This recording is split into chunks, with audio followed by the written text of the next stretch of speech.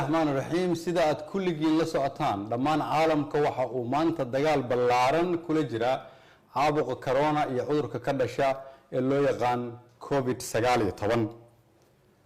xaaladaha dadka uu ku dhacay caalamka oo hadda intaan idin la hadlayo kordhaya waxay kor u dhaafeen 884,000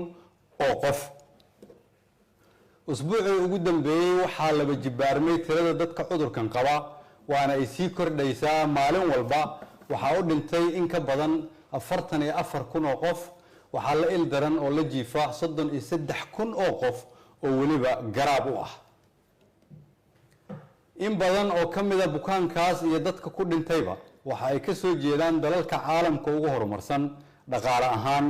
aqoon ahaan tiknoolaji ahaan iyo adeegyada bulshada ee uu caafimaadku ugu horeeyo in badan oo dalalkaasi ah waa yareysteen xajmiga cudurka iyo degdegsiyaha uu ku fidi karo dalalkaasi waxay ku yaalaan qaarado kala duwan waxay leeyihiin cimilo kala duwan waxay haystaan caqiido ama diimo kala duwan waxay leeyihiin dhaqamo kala duwan sidaas oo tahay viruska corona iyo cudurka ka dhashay ee COVID-19 ma kala soocin dadyogaas dalalkaas iyo qaaradahaas waxa uu isku si u dilay dad xodan ah iyo kuwa dirqi ku hela qutulyoomkooda waxa uu isku si ugu dhacay dad caan ah iyo kuwa la yaqaan iyo kuwa aan la garanaynin waxa uu isku si ugu dhacay una dilay dad waayeel ah iyo kuwa 20 jir ah waxa uu isku si ugu dhacay kuwa hore u qabay xanuuno kale iyo kuwa caafimaad buuxa qabay oo waliba dhalinyaro ahaa waxaan halkan tacsi uga dirayaa ummadda Soomaaliyeed gaar ahaan qoyskii uu ka geeriyooday Allah u naxariistay ra'iisul wasaarihii hore ee Soomaaliya mudane Nuur Xasan Xuseen Nuur Cadde oo cudurkan ugu geeriyooday dalka Ingiriiska waxaan sidoo kale tacsi u dirayaa qoysaska muwaadiniinta Soomaaliyeed ee cudurkan ugu geeriyooday daafaha caalamka gaar ahaan dalalka Sweden Ingiriiska Denmark Norway iyo meelaha kale walaalayaal maadaama cudurkani si xoogan u socdo kuna soo badanayo geeska Afrika waxa muhiim ah inaan xoojino foojignaanteena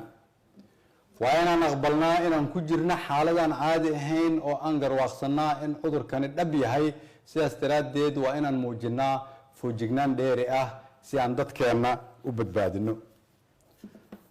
cudurkan sida safmarka ah u dilaya dadka waa cadow laga guuleysan karo lagana guuleysan doono haddii Ilaahay yiraahdo kasoo awoodda dhaqaale iyo tan aqooneed ee lagula tacaalo bukaanka haddana dawada ugu wanaagsan ee ilaa iyo hadda la isku raacsan yahay waa ka hortagga guusha ama fashilka dadaalka ka hortagga waxay marka ugu horeysa ilaa iyo xad ku xiran yihiin qofka ama shakhsiga marka xigana waxay ku xiran yihiin dhaqanka umadeed iyo sida ay u dhageystaan ama ugu hoggaansamaan qorshayaasha iyo talaabooyinka madaxdooda talooyinka madaxdooda iyo howlwadaanadooda caafimaadka si looga hortago cudurkan kuma filno dawladda federaalka kaligeed kuma filno dawlad goboleedyada kaligood kuma filno adeegayaasha caafimaadka kaligood waxaan u baahanahay garabkiina dhagihiina qalbigiina xoogiina iyo waatan ugu muhiimsan dareenkiina oo buuxa sidaan hore u sheegay waxa ilaa amar dambe xirnaan doona duulimaadyada dibadda iyo gudaha si looga hortago cudurkan waxa ilaa amar dambe sii xirnaan doona iskuulada dugsiyada quraanka iyo jaamacadaha waxa kale oo lagama maarmaan ah in la joojiyo dhammaan xafladaha iyo isku imaatinka sababtoo ah cudurkan waxa lagu kala qaadaa isu dhawaashaha iyo istaabashada waxaa muhiim ah in qofkii awooda uu gurigiisa joogo lagu cibaadeysto guryaha qof walibana u duceeyo dalkiisa iyo dadkiisa walaalayaal aan si wada jir ah uga shaqeyno badbaadinta ummadeena iyo jabinta cudurkan safmarka ah awoodda dawladnimo oo dhan ayaan u isticmaali doonaa si aan ummadeena uga badbaadino saameynta cudurkan waa inaan sameynaa diyaar garowga ugu badan iyo ka hortagga ugu mudan isgaarsiinta dalka waxaan ka codsanayaa inay waqtiga ugu badan siiyaan wacyigelinta si looga hortago cudurkan ganacsatada Soomaaliyeed waxaan ugu baaqayaa inaan la kordhin sicirka raashinka daruuriga ah sidoo kale wasaaradda maaliyadda waxaan farayaa in ganacsatada laga khafiifiyo canshuuraha cuntada daruuriga ah iyo daawooyinka inta dhibkani socdo. dowladda federaalku waxay ka shaqayn doontaa inay hirgeliso qorshe lagu kabayo dhaqaalaha dalka. waxaa kale oo aan wada hadallo kula jirnaa ganacsatada iyo deeq-bixiyaasha caalamka sidii xal loogu heli lahaa saameynta dhaqaale ee dalka ku imaan kara. waxaan u mahad celinayaa hay-adaha dowladda iyo inta nagala qayb qaadanaysa ee ku howlan ka hortagga iyo daaweynta cudurkan. walaalayaal,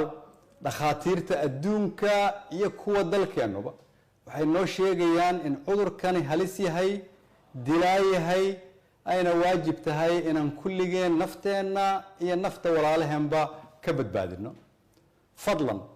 aanu fahamno sida uu khatarta u yahay cudurkani, qaadanana talooyinka hay-adaha caafimaadka. adigoo mahadsan kulligiin, fadlan ilaaliya dalkiina iyo dadkiina oo ka bilaaba naftiina. waa mahadsantihiin.